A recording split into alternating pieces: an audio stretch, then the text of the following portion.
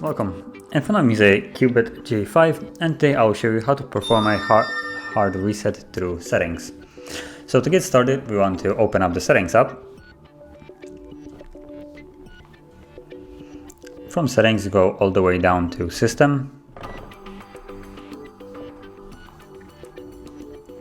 Then select advanced and choose reset options.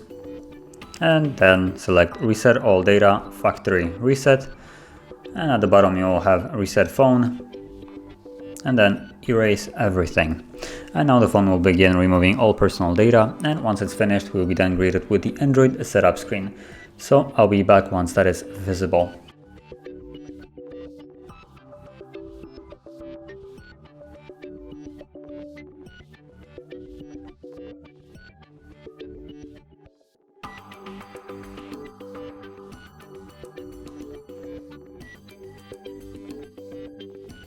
And as you can see, now the process is finished and you can set up your device as however you like. So if you found this video helpful, don't forget to like, subscribe, and thanks for watching.